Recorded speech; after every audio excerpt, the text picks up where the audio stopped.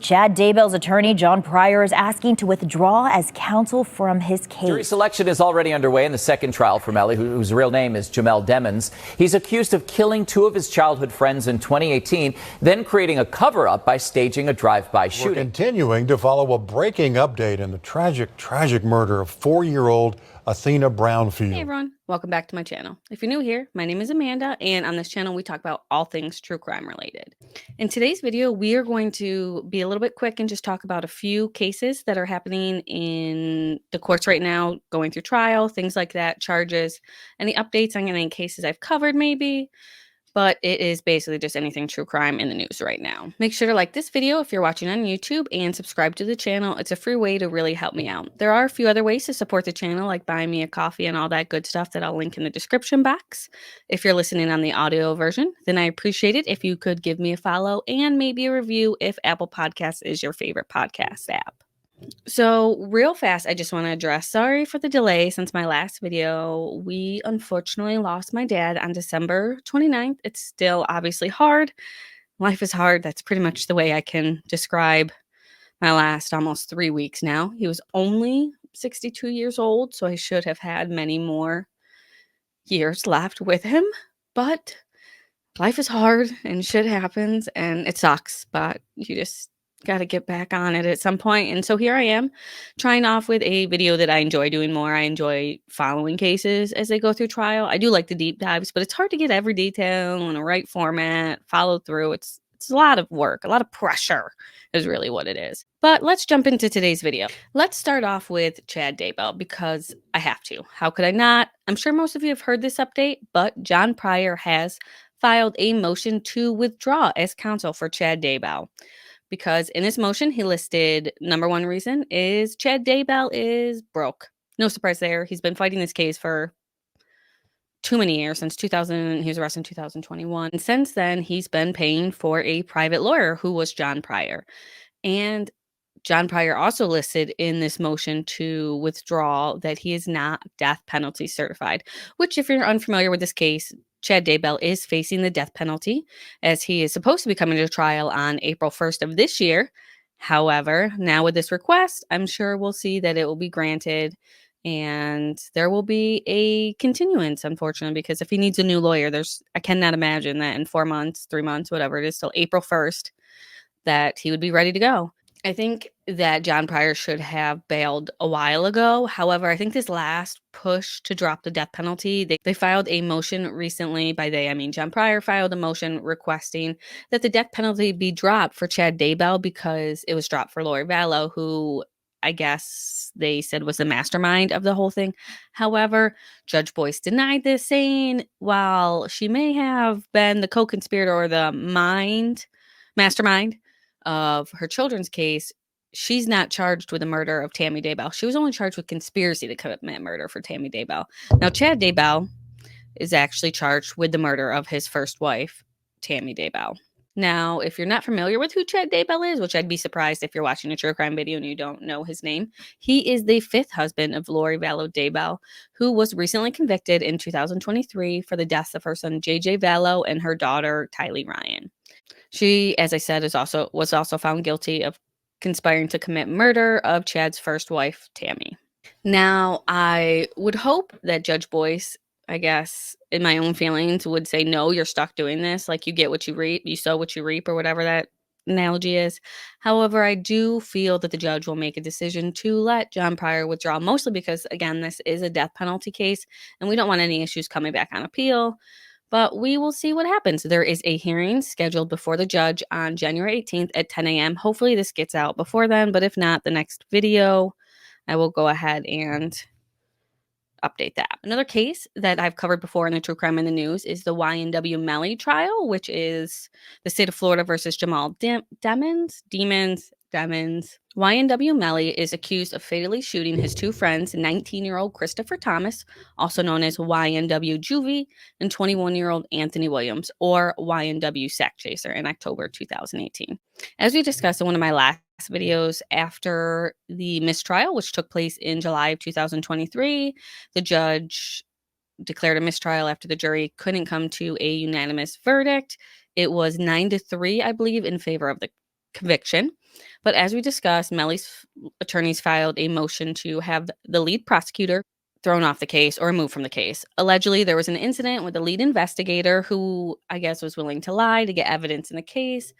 This was seen by, words are hard. This was seen by another district attorney.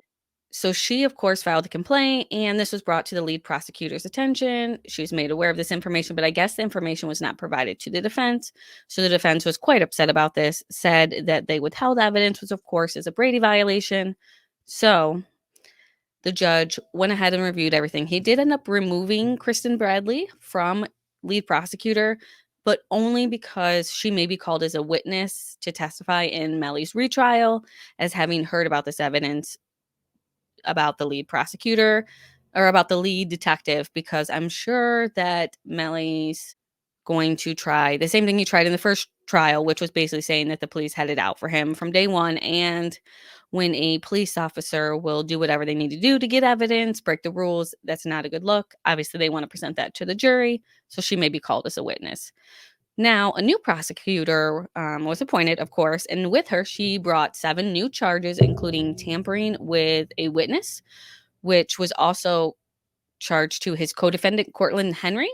Now, if this is a case you haven't heard of yet, real fast, Cortland Henry appeared at the hospital saying that he was involved in a drive-by shooting, and 2 of his friends, YNW Juvie and YNW Sack Chaser, were dead on arrival, basically.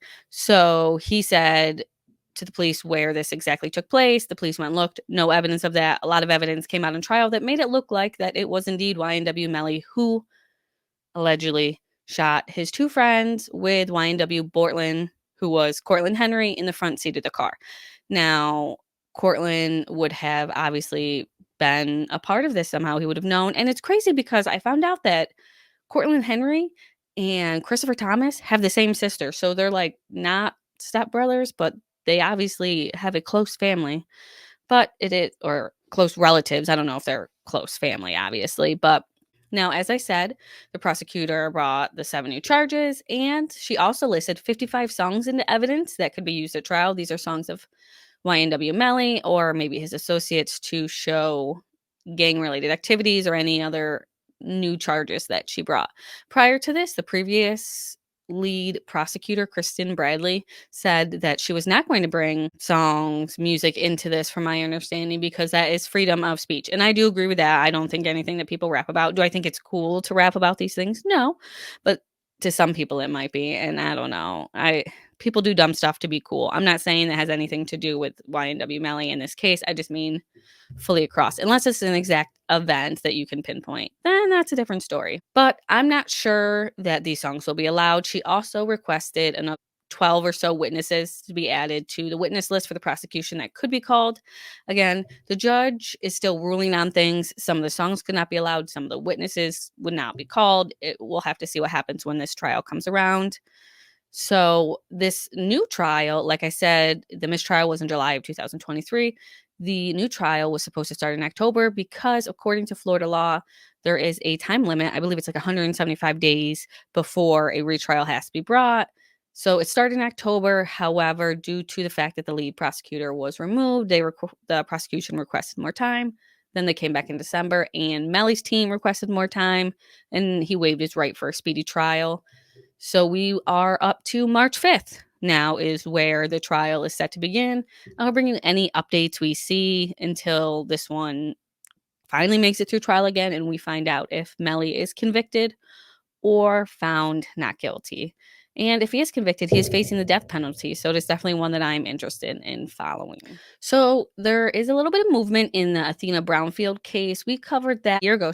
Her sister was found on January 10th of last year in the area of Surreal, Oklahoma. This is where this one is out of. Her 5-year-old sister was found by a postal carrier, basically by herself. So the postal carrier called 911, reported the child basically abandoned. I don't even know where this little girl came from. Did they just leave? Anyways, so basically she was wandering around. They found her, called 911. 911 police came, all that. And they found out that her sister, Athena Brownfield, was actually missing because Athena Brownfield and her sister were found to have been in the care of their caregivers is what the courts are calling them, I guess. Basically, Athena's mother left them with her cousins. Her cousins, at the time that this little girl was found, one was like off gallivanting with a new boyfriend, and then her husband, who was with her at the time that the kids were left in her custody, was like found in a different state. It was weird. I don't even know what they thought was happening with that. But for this, it looked like the husband, Ivan Adams, was charged with first-degree murder after Alicia Adams, or however you say her name, I don't really give a shit, was talking to police and told police that Ivan beat her on Christmas Day of 2022 and then buried her in a shallow grave. Now, come to find out, after an autopsy was completed, it appears that she died to pneumonia due to complications of nutrition or malnutrition. So with that, it appears that this is something that's been ongoing. This abuse, unfortunately, has been ongoing for this little girl. So it looks like the movement in the case was Alicia's charges have been moved to first-degree murder, while Ivan's have been downgraded to second-degree murder. And it appears that both of them will be arraigned on these new charges on February 21st at 10:30 a.m. And also, her biological mother, Jasmine Brownfield, was also arrested for child neglect. You can't just drop your kids off and not report that. I mean, I understand that you may leave them with somebody to help for a while, but at some point, someone has to be accountable for those children. Someone needs to check in with them because obviously they were not being taken care of. But she faces 2 counts of child neglect, and she most recently waived her preliminary hearing. But we will keep a track on all 3 of these to see when and if they'll go to trial, and we can go from there. Or hopefully they would all just take plea deals so no one has to be dragged in and hear the terrible things they did to this poor child. But those were the 3 cases I wanted to touch base with right now. I will do another video again on some updates on some cases I've already posted because there's a few that went to trial because I did recaps prior to trial, but I was just trying to ease my way back into the video. Please make sure to, again, like this video, subscribe to the channel. Ways to support the channel will be in the description box. You can find all my links to my email, Facebook, and Instagram, which I'm terrible about being active on them, but we'll see. And if you are following me on the podcast version, again, thank you. Make sure to leave a review if you will. But let me know if there's any cases you guys want me to cover. I'm really open. I love to discuss true crime, love to tell people details, discuss things. I started my YouTube channel because I wanted to communicate with people about true crime. People close to me don't really find it interested. I have no one to talk to. So here I am. I will again start doing a few deep dives. I'm hoping to get into it. Depression's a bitch. We'll see how it goes. But again, thank you if you've made it this far. I truly appreciate you. And until next time, stay safe out there.